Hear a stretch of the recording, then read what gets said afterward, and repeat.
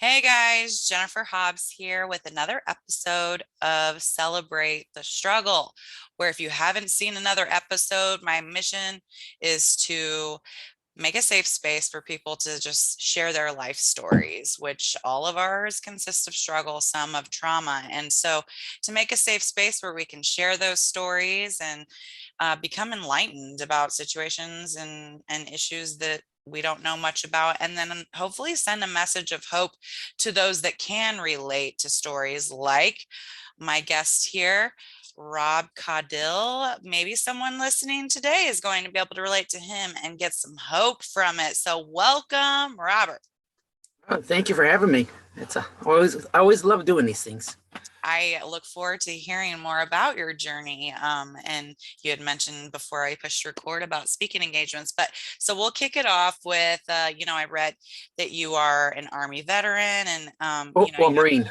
or I'm sorry, it totally says Marine on here and I said Okay. Army, a Marine veteran, once a Marine, always a Marine, and then a couple of things that you're into, but I don't want to steal your thunder. So go ahead and just start by telling us who you are, maybe a little bit about your journey and what's got you to this point and what that looks like for you now. Well, I guess the quick short one is that I joined the Marine Corps late. I was 24, and before I joined, I actually got a journeyman's license in Detroit to be a carpenter at Uh-huh. 21. So, I love hard work, and then got into the Marine Corps, and I got with a unit called HMM 364, the Purple Foxes, and my job was ordnance. I fixed the machine guns, and I did 4 deployments with them back to back. And they did casualty evacuations, so we were like a flying ambulance picking up the dead and the wounded. And we see is 2006, my first mission. I went on a mission. It was a wounded Marine, and unfortunately he passed. So all the trauma dealing with that mission was pretty traumatic. And then February 7th, 2007, we had a helicopter go down with 7 crew members. Mm-hmm. And I drank it away for 6 years until it put me into the Wounded Warrior Battalion. And took a year and a half to get medically retired, and I'm over 100%, according to the VA. What's the And Wounded Warrior Battalion? so that is where the injured, ill, or wounded Marines and sailors go to.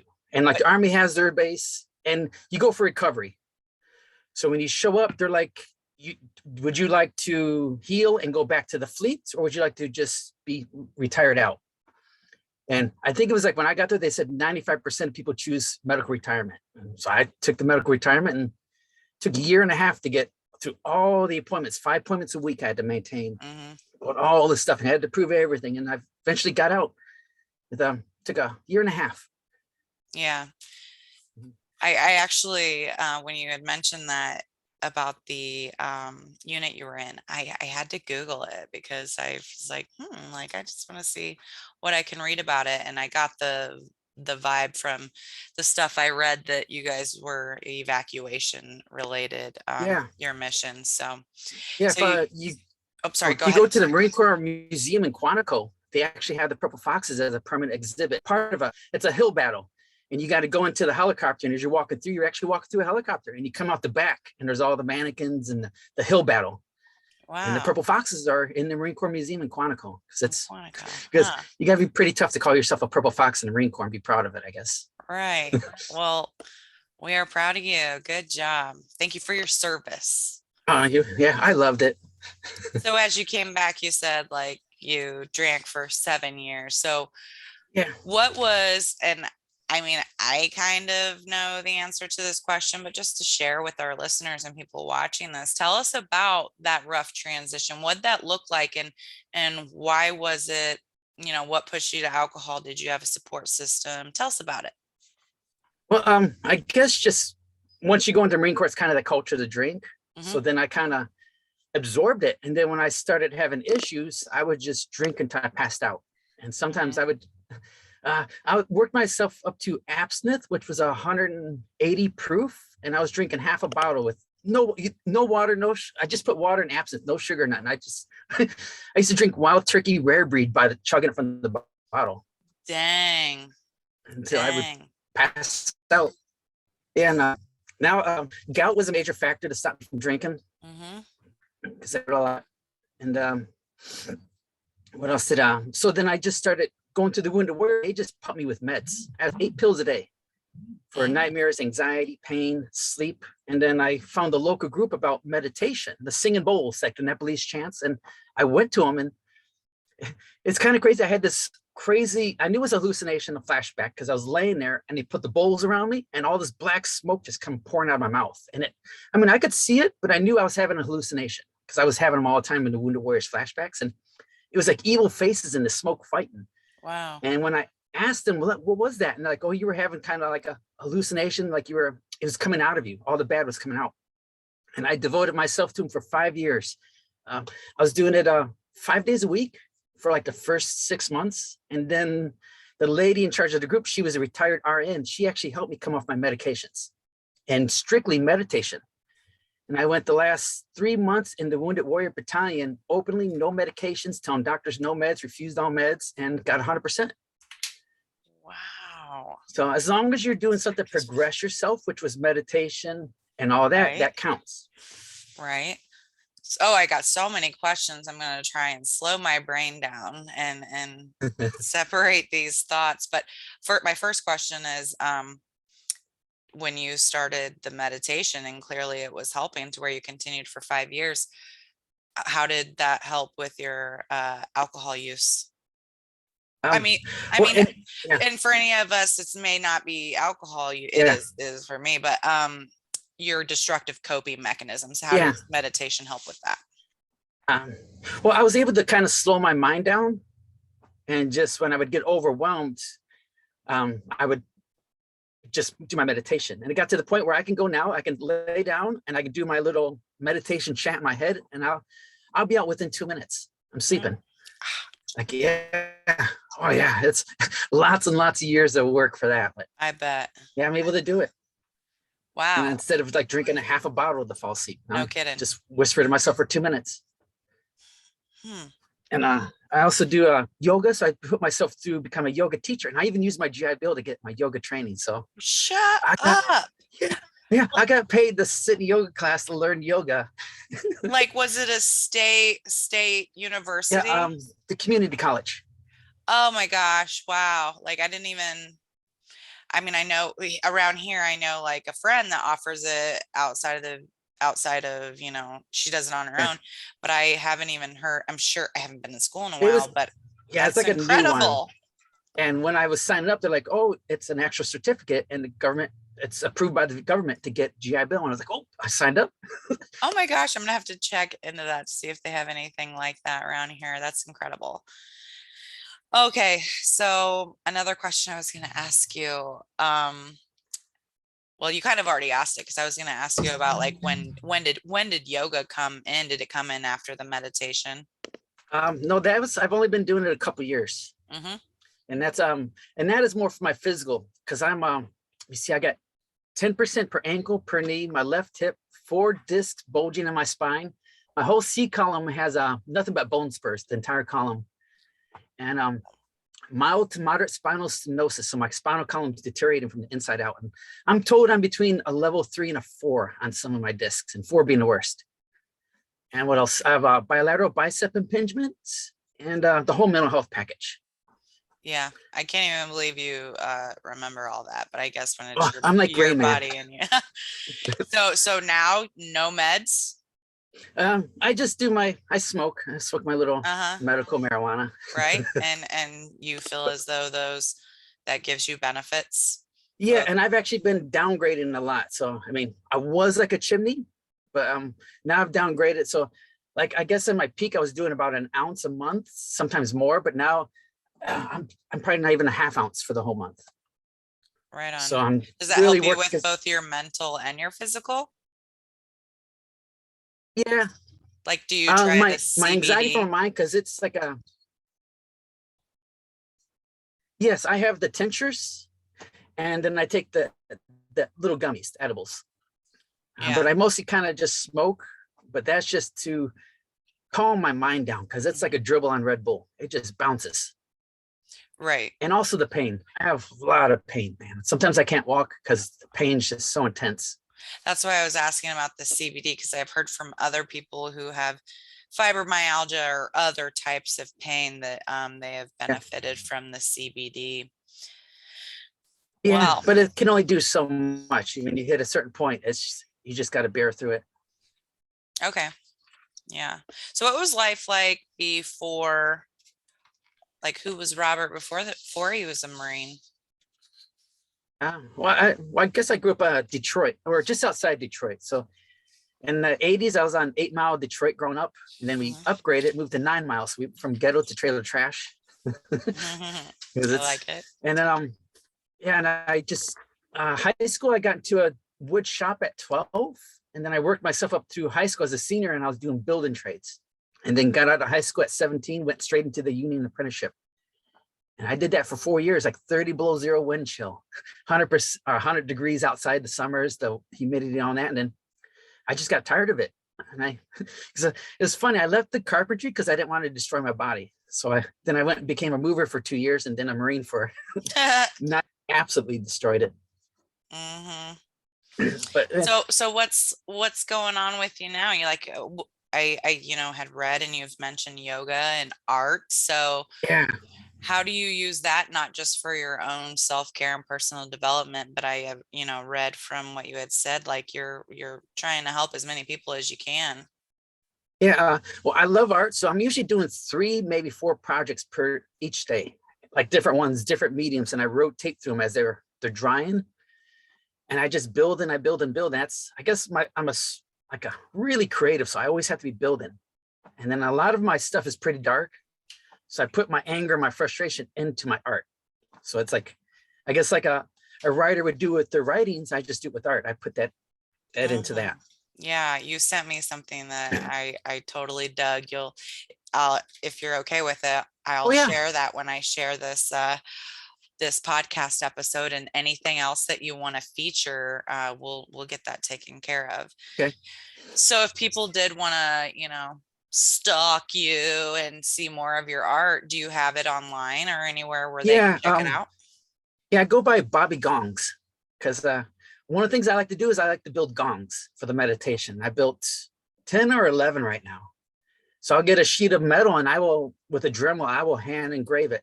And it takes like a week plus for me to do my engravings. Wow.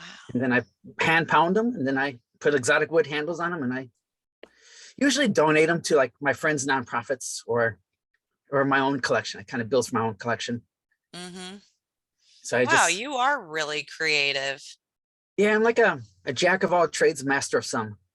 Were you just, so this is totally random, but I just am curious, like, are you offspring of creative people or is it just you? Um, well, my mom was the artist, Okay. but and then my nephew, he's an artist. But I mean, I've taken it full blown, man. Like one of my prize creations is a 3-man chessboard I designed.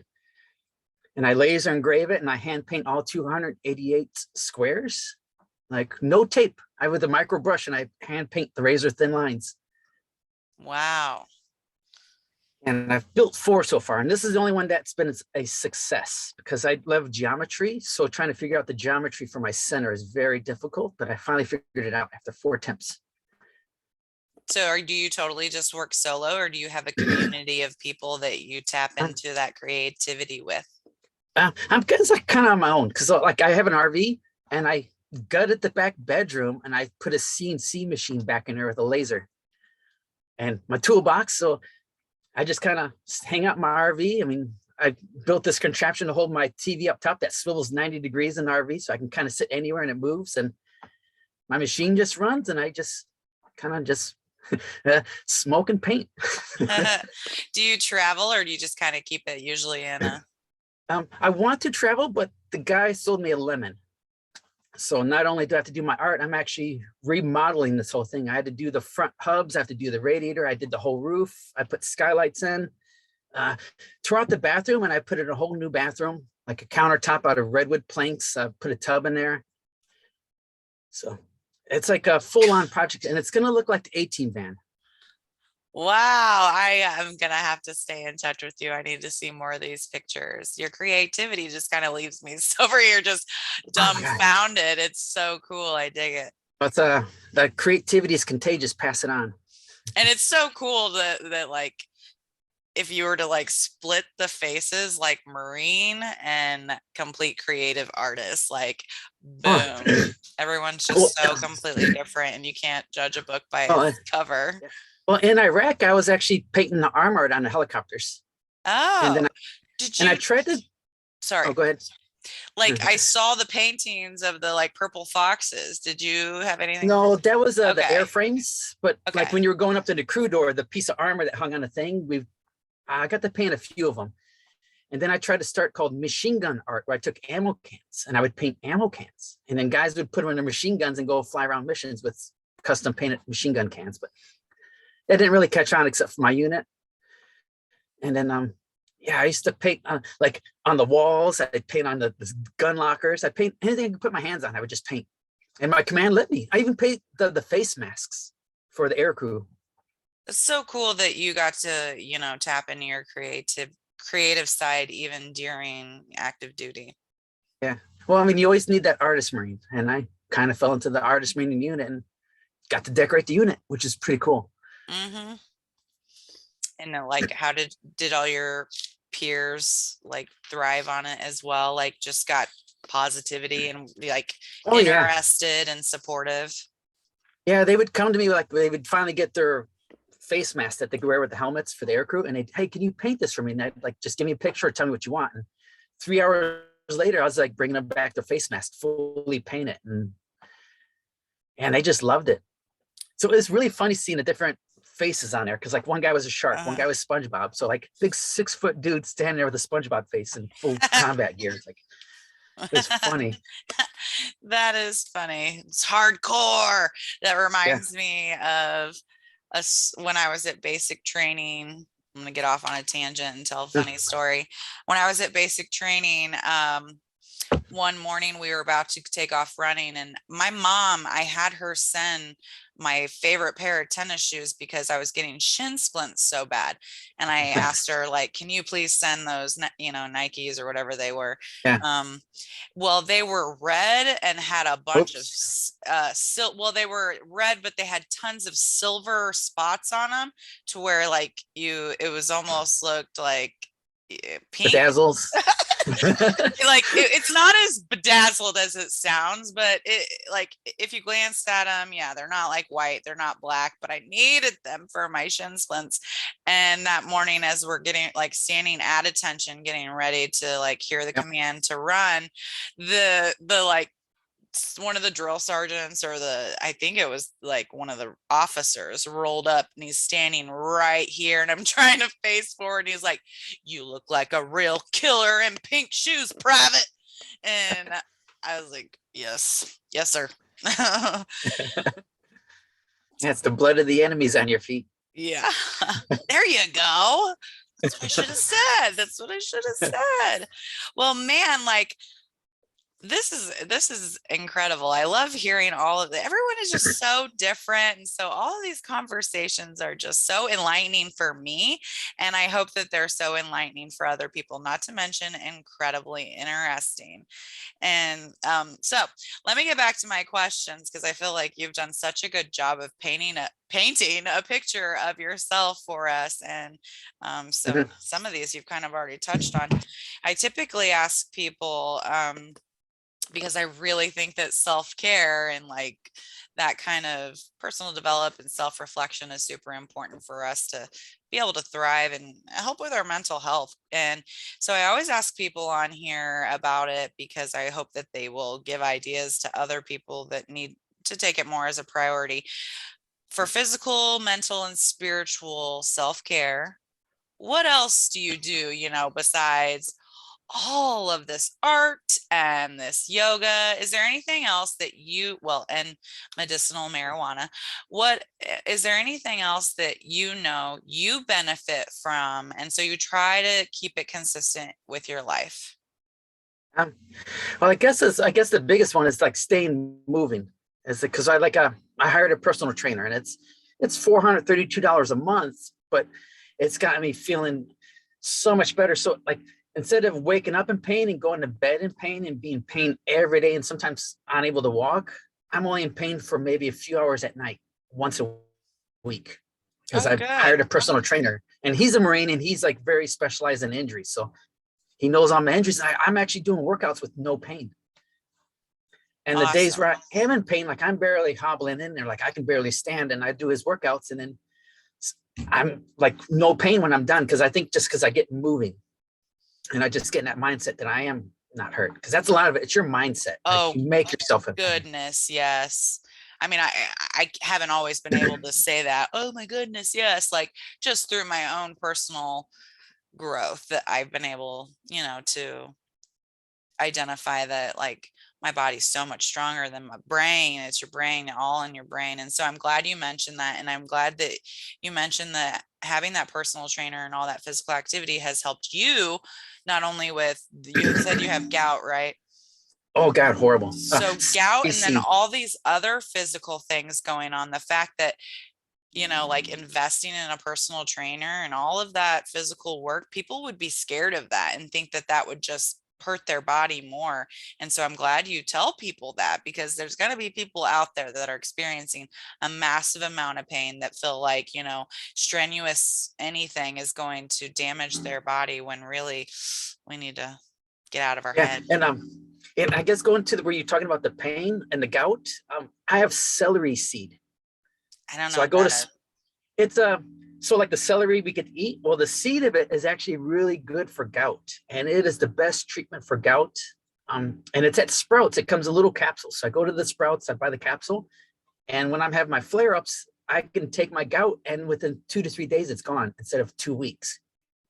And I take it daily, and I'm able to eat a normal diet. I eat my chickens, my beefs. Normally, if I eat like a piece of beef, then my foot would just swell up by the end of the day. So Wow. I'm able to do that. And I just manage it through that. It doesn't stop it, and it still Sure. hurts once in a while, and I'll just take it and it goes away. But I mean, because everybody called me sickly, man, because I couldn't eat my meats and I was so skinny. I lost so much weight, and I tried and tried and tried. And now I can eat normal foods.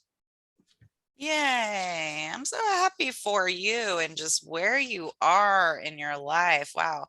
I don't clearly know you that well at all, but I can definitely engage in the celebration for sure. You seems like you live a very holistic life. Yeah, I do my best, because I mean, I did the pharmaceutical thing in the Wounded Warriors. I mean, I was taking 8 pills a day, and I got to 198 pounds. And my service dog, he went from 75 to 98 pounds. So we were both little chunky monkeys in the Wounded Warriors. And then I just like, I can't do this. And I got on. We both lost a whole lot of weight once I was out. I lost 60 pounds when I was first few months when I was discharged. Hmm. I think it was 3 months I lost 60 pounds. What's your service dog's name? Bravo. He passed away last a couple years ago, I think. Yeah, last year. Hmm. It's because I thought I was still young and strong, and went did an MMA fight, and I got Dear whooped Lord. really bad. Yeah. So I took a really bad whooping and wound up with a concussion and 3 blood clots. Yeah, Jesus. I had a blood clot in my left arm, and then that broke up to both lungs, and it took let me see 8 weeks for those to heal. So I did it faster than normal. They told me it was going to take 3 to 6 months, and I did it in 8 weeks. So I did just natural. I took the blood thinners, but I did a whole bunch of other holistic things to kind of, and I Hmm. meditated out. I always imagined it disappearing, and breaking up, and then went in for my 8 week checkup, and they were gone. And then, unfortunately, a few months later, we found out he had 3 blood tumors, kind of in the same spot I did, and they all ruptured. And we had a few days we had to put him down. Oh, But I'm yeah, sorry it to happened hear fast. that. But and it's crazy that I had 3 blood clots, and then he developed 3 blood tumors after mine That had is left. crazy. How many We years were did you have 8 years him? together. Okay. 8 years. And he was in the Wounded Warrior, so he lived in the barracks with me. Oh, He was one of the few, because he was actually from a nationally accredited group called Canines for Warriors. I know that group. I just did the Lone Survivor Women's Retreat Foundation with someone who works with them. Yeah, And that's it. we That's were amazing. we were number 9 to graduate, and now they're, Oh, I want to say, over close approaching 800. yeah. And he was the founder's dog, and they were so new when I applied. And he was supposed to be the stud of the organization. He was the founder's dog. Yeah, they rescued him and then they trained him. And then he was going to be the mascot, the founder's dog. And when I applied, she gave him to me. Wow. So I was taking a compliment. I got matched with the stud from the group. Yeah, you did. Oh, And I'm so she glad just you had passed. 8 wonderful years with Bravo. Yeah, she passed about I think it was just shortly before him or shortly after him. She had, I think, lung cancer, but she fought it for a couple of years and she recovered and got it, and then it finally got her. Hmm. But it's an amazing group. Well, I feel like I need to set my clipboard down, set my pencil down, because I can imagine that my socks are going to get rocked on this question just based on Okay. like who you have, everything you that Robert encompasses over here. So my last question that I loved, and somewhere we had a conversation where you kind of gave me an idea. What are your hopes and dreams? Like if you could just make anything happen that you would just absolutely love to make happen, what do you want? Oh man, well, I guess I like playing my crypto a lot, so I'm hoping it goes up enough so that I can buy just a small plot of land, get one of little pre-built modular homes, park my RV, and just have a space where I can have a work studio because I want to be able to like build things. I like to weld. I like bronze sculptures, clay sculptures, wire sculptures, woodworking, like anything I put my hands on. So I just want a big building with all the tools, so I can just Hmm. build. Build I until like love it. I love it. and And then like you had mentioned for incorporate that. others to come and learn. Yeah, so I like having people come like, oh, I can't do art, and I like my motto is that like art only matters to two people, yourself and the person that hangs it on the fridge. Mhm. It's like all those little kid drawings, like the worst thing in the world, and you hang it up as the masterpiece. So Right. and you come in and everybody has an ability to create something, even if it's a stick figure, and you just do it. And I like can I make just him. love showing people. And the few people that I've helped build things, they're amazed by what I can show them, what they can build Right. and make.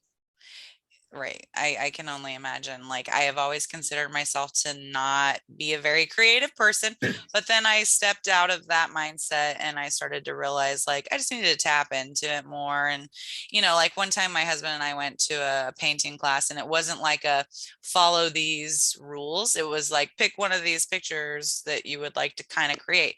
And he walked around and just gave us each guidance and like, I still have that hanging on my wall. My husband killed it and on his painting. And so, and then having been a teacher for 12 years, having to tap into my creative mind, like when I would make bulletin boards that now clearly this sounds like chump change a little bit in comparison to some of these like projects you got going on, but to make a bulletin board that was like beautiful and funny and catchy, I was like, nailed it, nailed it. Yeah.